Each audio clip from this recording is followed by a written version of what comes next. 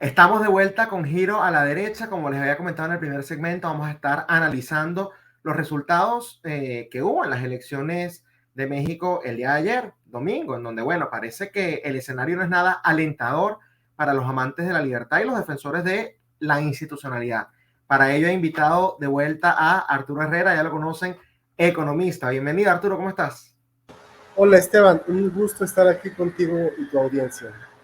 Muchas gracias por haber aceptado la invitación y bueno, lamentablemente para analizar noticias que no son tan buenas, pero quiero que justamente empecemos por tu análisis porque evidentemente, bueno, predecir lo que va a pasar es complicado, pero analizar lo que ya pasó creo que es mucho más sencillo porque hay muchos elementos que quizás en el pasado no teníamos a la mano que hoy evidentemente nos permiten entender, ¿no?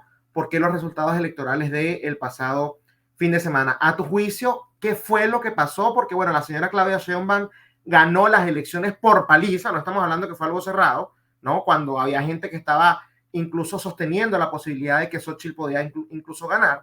Entonces, bueno, ¿qué fue lo que sucedió acá, Arturo? Mira, yo lo interpreto de esta forma, creo que ya con un poco más de claridad, porque incluso yo llegué a pensar que Xochitl realmente tenía una posibilidad de ganar. Y llegué a la conclusión que no fue tanto Xochitl el problema, sino que el tema en México, actualmente los partidos de oposición, que son principalmente el PRI, el Partido de Revolución Institucional, y el Partido de Acción Nacional, el PAN, están ya muy desprestigiados en el colectivo. Es Sí. decir, es muy difícil que un votante de Morena vote por el PRI o por el PAN. Y lo que es curioso es que muchos políticos que salieron del PRI y el PAN, en una elección tú lo veías en una boleta en 2018 por el PRI o por el PAN, y 6 años después lo ves en una boleta, pero ahora por Morena. Y ahora sí la gente vota por él. ¿Qué te está diciendo esto?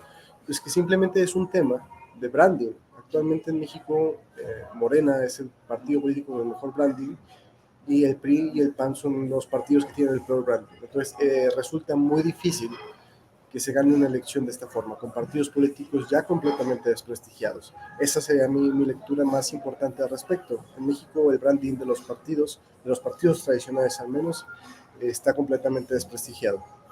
Bueno, y fíjate, porque yo siempre obviamente hago los paralelismos con Venezuela, me recuerda mucho a lo que en Venezuela llamaron la Cuarta República. Había un bipartidismo, Acción Democrática y COPEI, llegó la figura de Hugo Chávez, que venía justamente a romper con todo eso, ¿no? Y la gente decidió votar por el cambio, en ese caso Chávez, para una especie de voto castigo en contra de los partidos tradicionales, que en este caso vendría a ser entonces el PRI y el PAN. Ahora háblame de la relación de poderes, ¿no? En el poder legislativo, porque no he visto las cifras oficiales, pero tengo entendido que las proyecciones indicaban que también a Morena se le va a dar el poder en ambas cámaras legislativas. ¿Qué se está diciendo hasta ahora? Si es que ya hay oficiales, resultados oficiales. Mira, te voy a ser muy sincero en este sentido. México acaba de entrar en una especie de absolutismo. Es decir, Claudia Sheinbaum, la presidenta electa, se ha convertido en una especie de emperadora absolutista. Cualquier cosa que ella diga en el momento que entra de gobierno se puede hacer. ¿Por qué? En el Congreso está entrando, va primero nombrar un nuevo juez un nuevo ministro de la Suprema Corte de Justicia de la Nación. Eso le permitirá tener 4 votos a favor a ella de los 11 ministros, lo que podría bloquear cualquier nombramiento de inconstitucionalidad de una ley. Es decir, si ella saca una ley o un acta, se supone que es el Poder Judicial el que le puede detener eso. Bueno, ya tiene los votos para que esto no pase. Lo otro, tiene un Congreso, han ganado un Congreso con mayoría absoluta y también con mayoría, ¿cómo se le llama? Calificada. Calificada, mayoría calificada, que la mayoría calificada es lo que le permite es cambiar leyes constitucionales, incluso puede cambiar la constitución. Es más, si ella quisiera, podría eliminar estados, eliminar poderes. Ese es el poder que tiene ella. Si ella quisiera, podría quitarle la autonomía al Banco de México y ponerse a imprimir billetes. Si ella quisiera, podría quitar al Instituto Nacional Electoral, que es el que cuenta los votos y usamos en esta ocasión. Entonces, desde ese escenario, se le dio el poder absoluto a una persona. Así está México en este momento, tiene poder absoluto. ¿Esto es bueno o es malo? Bueno, pues yo como defensor de la libertad creo que a los políticos necesitan contrapesos y se necesita quitar el poder, ¿no? Ya decía Lord Acton, el poder absoluto, el poder corrompe, el poder absoluto corrompe absolutamente, ¿no? México acaba de entrar en una dictadura. Así te lo dejo. Si Claudia Sheinbaum lo quiere, reforma todo para que solo quede un partido o solo quede ella y se reelija. Fíjate que me preocupa mucho eso que estás diciendo, porque yo cada vez que he hablado con personas de México, ¿no? Para justamente analizar la situación, tú eres uno de ellos, pero he conversado con varios, siempre me hablaban de los muros de contención que tuvo López Obrador, ¿no? Y entre ellos dos que mencionaste, el Banco Central, que con su autonomía justamente evitó que López Obrador imprimiera billete como si no hubiese mañana para financiar todos sus proyectos locos, ¿no? Y el Instituto Nacional Electoral, el INE, que incluso hubo marchas masivas previas a las elecciones para justamente apoyar a esa institución y hablar de su autonomía. Los mexicanos que votaron por Morena, Arturo, ¿tú crees que están viendo la gravedad de esto? ¿Tú crees que quizás puede haber alguna especie de arrepentimiento en el corto plazo? ¿O el rechazo a los partidos políticos tradicionales es mayor que su preocupación por mantener la libertad y cierta institucionalidad dentro de México? Mira, el problema de México es que México nunca ha sido un país cuyos ciudadanos añoren la libertad. Así te lo pongo, ¿no? México viene de un virreinato casi absolutista, después pasamos por una especie de república que no terminó de cuajar porque pues, los presidentes eran quienes ponían las balas, a un periodo estable de dictadura, ¿no? Con Porfirio Díaz, después se le derrocó y hubo un periodo estable de dictadura partidista después de ese derrocamiento, ¿no? Realmente la democracia mexicana venía existiendo casi 30 años, ¿no? Desde 1996. Es una herramienta que no supimos usar correctamente, así, y que ahora sí que nosotros volvimos, ¿no? Por las urnas, nos dieron a escoger entre libertad y servillismo y escogimos servillismo, en ese sentido. Entonces, no solo es contra los partidos, también pues los mismos mexicanos, ¿no? Antes de buscar la libertad, buscaron castigar a los partidos, ¿no? Entonces estamos hablando de una sociedad que uno se polarizó en el sentido de no polarizar en el sentido de 50-50, sino en un sentido de que nos tragamos ese discurso de lucha de clases, de los ricos malvados, de los ricos están los partidos, de los fifís que hay que quitarle sus privilegios, y pues México salió a votar enojado contra la gente que tiene privilegios, contra la gente que tiene dinero, así te lo pongo.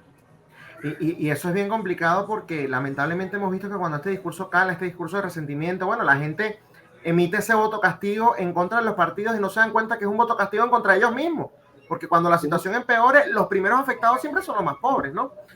Fíjate que hay algo que me llama la atención en todo esto. Volviendo al tema de la autonomía, por ejemplo, del INE, del Instituto Nacional Electoral, esta es una de las instituciones que los opositores a Morena siempre han defendido. Reitero que hubo varias marchas en su apoyo previo a las elecciones, pero he visto ahora muchas personas, muchísimas personas, hablando de la posibilidad de un fraude electoral. Es decir, cuestionando incluso así al INE que el día de ayer defendieron. Esto un poco para criticar ahora la oposición. Arturo, ¿a ti te parece que hay lógica detrás de estas acusaciones, por así decirlo? ¿Es posible que se haya cometido un fraude? No, para nada.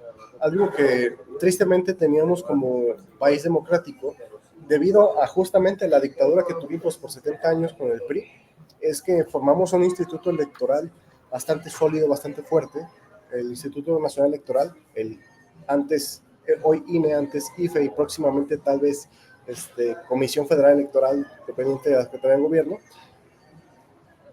tienen mecanismos muy redundantes para evitar fraudes electorales. Es decir, es posible quemar casillas, es posible quemar casillas, es posible sobornar a lo mejor un funcionario de casilla, pero son elecciones que finalmente hacen los ciudadanos, y el INE es un instituto que los capacita y se cuentan varias veces los votos, no solo una vez en la casilla se cuentan, se mandan los paquetes y ellos se abren los paquetes, es decir, es difícil, muy, muy difícil hacer fraude en este tipo de situaciones. Yo creo que no, efectivamente, a pesar de que actualmente tiene una dirigencia inepta, la forma en la que está construida el INE y los profesionales que tienen, es muy difícil que se dé un fraude electoral, por no decir imposible.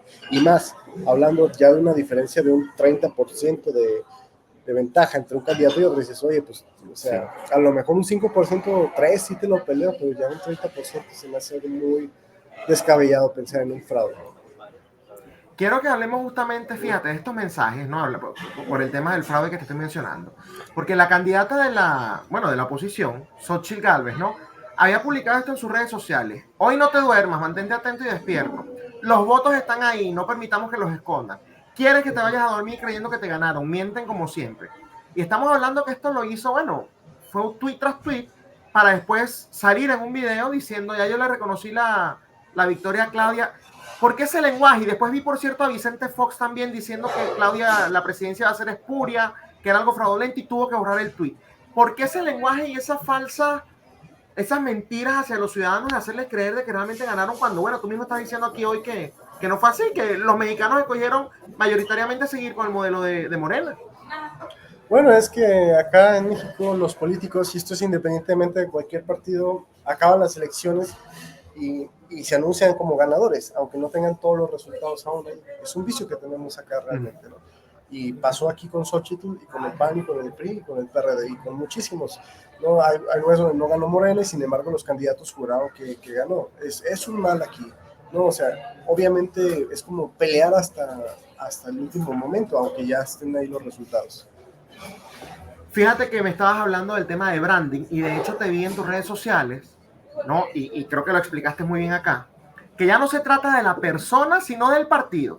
O sea, si la gente vota en contra de Arturo Herrera, hoy, porque fuiste en la tarjeta del PAN o del PRI, del PRIAN, como lo llaman la gente de Morena, ¿no?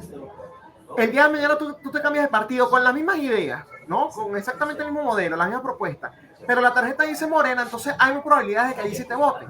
Sí, hay probabilidades de que vote. Por eso, eso me llama la atención, porque es muy cierto y corrobora lo que estás diciendo. ¿Cómo puede en estos momentos entonces la oposición, que bueno, lamentablemente los principales partidos son esos dos que están tan desprestigiados, hacer esa especie de rebranding tan necesario para que los mexicanos entiendan, mira, si bien no te gusta el nombre, hay que prestarle atención a las ideas, a las personas, a las propuestas y no tanto a la tarjetica? ¿Qué pueden hacer para lavarse la cara, por así decirlo? ¿O ya es un caso perdido, Arturo, y hay que buscar nuevas alternativas? Es un caso perdido, definitivamente. Un rebranding exitoso recientemente aquí en México fue el caso de Movimiento Ciudadano, okay. el Fosfo, los naranjas. Antes eran un partido muy cercano a Morena que se llamaba Convergencia, que nadie ubicaba y que ganaba y era como satélite. Hicieron el rebranding y les fue bastante mejor, ¿no? O sea, es decir, es un tema de cambiar la marca, cambiar el nombre completamente. El problema es que los partidos se han vuelto un poco herméticos en México para afiliar nuevos ciudadanos incluso. Yo creo que ese es también un problema. Hay un distanciamiento entre los partidos de oposición y la gente que habita este país. Y para mí es una responsabilidad mutua, es decir, muchos ciudadanos salimos a votar, exigimos a los partidos que hicieran X, Y, Z y más o menos cumplieron, y aún así perdieron. Y queremos nosotros culpar justamente a los dirigentes de los partidos de esta derrota, que obviamente tienen parte de la culpa. Sí.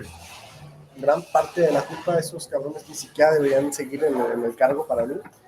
Sin embargo, yo como no estoy afiliado a ningún partido, digo, bueno, pues también yo con qué huevos les voy a decir, sáquenlos si no soy parte del partido, ¿no? Si no busqué afiliarme, acercarme y hacer esa incidencia. Entiendo. Y sobre Movimiento Ciudadano te quería preguntar, porque vi que ellos sacaron alrededor de un 10%. O sea, es poca cosa en una elección que siempre te dijeron que nada más eran dos las opciones. De una u otra manera, el voto por Movimiento Ciudadano se denigró, por así decirlo, a que era un voto útil a Sheinbaum o un voto desperdiciado, ¿no? Y aún así lograron sacar 10% a pesar de esa campaña. ¿Tú crees que Movimiento Ciudadano vaya a seguir creciendo en los próximos comicios, va a seguir articulando y motivando a la gente y quizás en algún momento incluso lidere la oposición a Morena? Dependerá de Movimiento Ciudadano, de sus dirigencias. Si deciden también escuchar a los ciudadanos, valga la redundancia, el nombre de los ciudadanos, o se centran en seguir al centralismo que tanto ha hecho este país, que es lo que ha hecho últimamente, ¿no? En el caso de Movimiento Ciudadano, hay un estado en particular que los hizo ganar, que es donde yo resido, que es Jalisco, y aquí surgió prácticamente el partido después del rebranding, y que fue ganando poder en Nuevo León y en el centro del país. Actualmente Movimiento Ciudadano le pertenece a una persona llamada Dante Delgado, le pertenece en el sentido de que es el dueño de la franquicia, y la única forma en que siga creciendo para mí, porque ya se debilitó, a pesar de que sí obtuvo una buena cantidad de votos, se debilitó bastante en los estados donde ya gobernaba, ¿no? Entonces no está nada cantado. Yo creo que puede seguir creciendo el partido siempre y cuando se atreva a escuchar, o más bien a afiliar y hacer que la gente se sienta que pertenezca a este partido. Fíjate que en la región, Arturo, hemos visto fenómenos, ¿no?, que atienden a distintas crisis. Siempre menciono a Bukele para la crisis de seguridad en El Salvador, Javier Milei para la crisis económica en Argentina. En Chile se espera que surja alguien que de una u otra manera atienda también a la crisis del terrorismo, ¿no?, que se sufre sobre todo en el sur del país. Y en México, me imagino yo, sabrás tú por supuesto mejor que yo, que la gente, si eventualmente busca un cambio o una alternativa a lo que está en estos momentos, va a requerir de alguien que le responda también al tema de la seguridad, porque bueno, hemos visto en esta campaña creo que se mataron 37 candidatos, algo por el estilo, o sea, una cuestión anormal que asesinen a esa cantidad de candidatos, por supuesto en distintos estratos, candidatos a alcaldes, a concejales, pero evidentemente es un país bastante violento. ¿Tú crees que existe la posibilidad? Yo hasta ahora, y siempre lo he dicho cada vez que hablo de México, yo veo muchísimas similitudes entre esa posición y la posición venezolana. O es inepta o es funcional, pero de las dos maneras habría que pasarle por encima. ¿Tú crees que con esta derrota electoral se pueda quizás generar ese caldo de cultivo para que surja algo al estilo Milei, al estilo Bukele, al estilo, digamos, ese fuerte? Yo sé que en México hay mucha gente que habla de Verástegui, pero bueno, él no tuvo ni siquiera la fuerza para recaudar las firmas, ¿no? Entonces realmente existe la posibilidad de que eventualmente surja algo del ala dura y no de esa ala moderada, que incluso si llega al poder lo que hace es bailar al ritmo que le ponga, en este caso, el régimen de Morena. Mira, hay este psicólogo italiano que adoran los socialistas, pero que en algunos casos ha tenido mucha razón, Gramsci, decía que si quieres un país socialista tienes que criar socialistas, ¿no? Educar socialistas. México, por la dictadura del PRI que vivió y por la forma de educación que el PRI, aunque les cueste a muchos reconocerlo, es un partido que nació siendo un partido socialista, un partido de izquierda, después se hizo de centro izquierda, instaló una educación socialista en México. Y yo veo por ese lado, ¿no? La gente aquí en México tiene ideas bastante socialistas y va a ser muy difícil. No estamos hablando de que un proceso para generar, digamos, una derecha dura y demás, no tarda muchos años, sobre todo porque mucho de la derecha mexicana es socialista, en el sentido de, o sea, dicen, ¿existe el socialismo de derecha? Claro que existe el socialismo de derecha. Morena, para mí también es socialismo de derecha, porque a pesar de que es un partido que se dice de izquierda, es muy mocho. Nos tenemos ahí a López Obrador saliendo con símbolos católicos. Cuando era candidato se tomaba fotos donde estaba la Virgen. Entonces es un partido, para mí, para más, es un partido conservador socialista.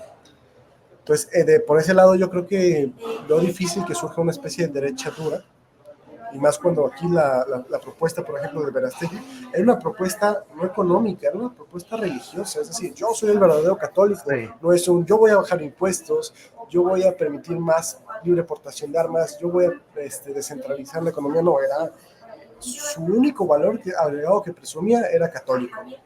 Y eso es algo que ya incluso Morena tiene. Morena, desde el mismo nombre partido, Morena, que hace referencia a la Virgen de Guadalupe, que dicen la morenita, es... Desde ahí te estás diciendo, somos un partido mocho, somos un partido religioso. Correcto. O sea, socialista, pero religioso.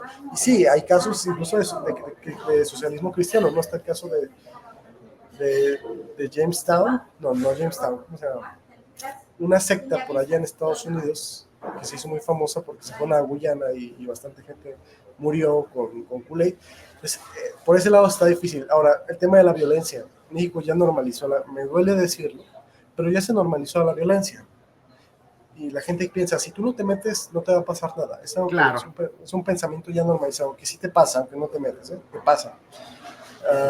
Hay imágenes incluso ya de ejecutados y la gente sigue trabajando como si nada. Entonces, es un tema, para mí, que ya está perdido. Veo muy difícil que surja una nueva oposición, sobre todo una oposición de derecha dura, como dirían. Sí.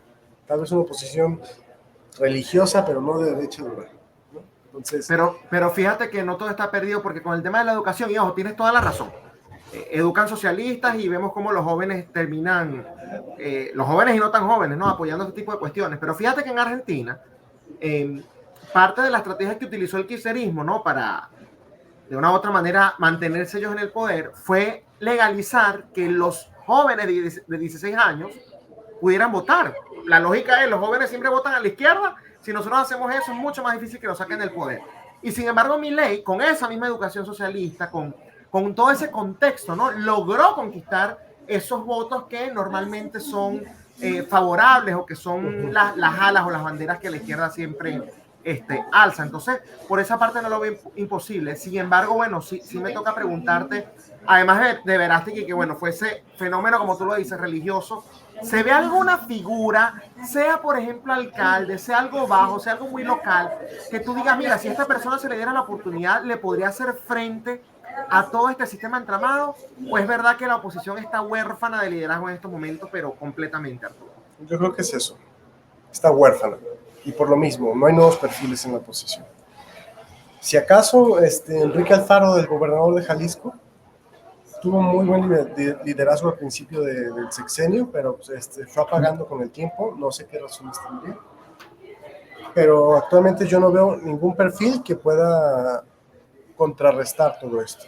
Eso es lo más triste, yo creo, que de todo este asunto. Ya para ir finalizando, quiero que hablemos del rol que juegan esto en México específicamente, ¿no? El cuarto poder, los medios de comunicación. Porque normalmente, por lo menos lo que yo veo acá en Estados Unidos, es que evidentemente, bueno, los medios están alineados hacia la izquierda en el 90%. En México esta realidad se cumple, la mayoría están alineados con López Obrador, o por lo menos todavía existe esa independencia de criticar, de cuestionar, de mantener ciertos niveles de transparencia, Arturo. Mira, los medios de comunicación en México nunca han sido ideologizados, más bien han sido sumisos a un poder. ¿A qué me refiero? O todavía peor. En Estados Unidos tú puedes hablar, ok, son medios demócratas, son medios republicanos, son medios acá. Hay cierto tinte ideológico y para mí eso está bien. Aquí en México, por el modelo que tenemos, es imposible que los medios no estén afiliados al poder. ¿A qué me refiero? El gobierno es el que les otorga las concesiones de radio y televisión. Claro. Entonces, si critican al gobierno, si se ponen tierras con el gobierno, te quito tu medio de comunicación prácticamente. Y también muchos medios de comunicación subsisten de la publicidad oficial que el gobierno da a través de los contratos. Es decir, si un gobierno no te compra como medio de comunicación, lo más probable es que termines quebrando. Lo que hace que los medios de comunicación siempre le apuesten al poder, siempre son aplaudidores del gobierno en turno. Muy difícil que un medio de comunicación en México prospere sin ser aplaudidor de alguna manera. Eso es mucho más grave que estar ideologizado, como dice, porque la línea editorial al final es como fíjate, gira a la derecha. Acá yo no me oculto de hacia qué lado estoy, ¿no? Y es una línea editorial y son mis opiniones y le doy siempre esa perspectiva a lo que analizamos. Pero imagínate, aplaudir el poder, sea quien sea. O sea, hoy es el PAN, lo aplauden. Mañana es Morena, lo aplauden. Pasado es el PRI, lo aplauden. Y no hay ningún tipo de balances o de cuestionamientos de verdad que, o de búsqueda de la verdad. Eso es bastante grave y bueno, es un reflejo de toda esa descripción que nos has dado de la sociedad mexicana en estos momentos, que lamento han escogido el camino bastante difícil. Ojalá no sea demasiado tarde y sea lo que eventualmente puedan revertir, pero con este panorama que me estás pintando, Arturo, lo veo muy, pero muy difícil. Muchas gracias por haberme acompañado en Giro a la Derecha, Arturo. No, gracias por tu tiempo, Esteban, y gracias a tu audiencia por escuchar. Muchas gracias. Bueno, era Arturo Herrera, economista, justamente comentándonos sobre los resultados de las elecciones en México que tuvieron lugar el día de ayer, domingo, en donde el partido oficialista arrasó. No solamente ganó la presidencia de manera muy cómoda, sino que además controla ahora el poder legislativo y como lo estaba comentando Arturo, esto les va a permitir hacer cambios incluso a la Constitución. Sumado a que ahora la Corte Suprema, bueno, no va a poder bloquear cualquier inconstitucionalidad, ¿no?, que haga el gobierno. Un panorama bastante oscuro para México, pero esperemos que tengan la fuerza para superarlo. Esto ha sido todo por hoy en Giro a la Derecha con Esteban Hernández, pero nos vemos nuevamente el día de mañana por esta misma plataforma que es Contrapoder 3.0, el canal de la derecha en YouTube. Hasta mañana.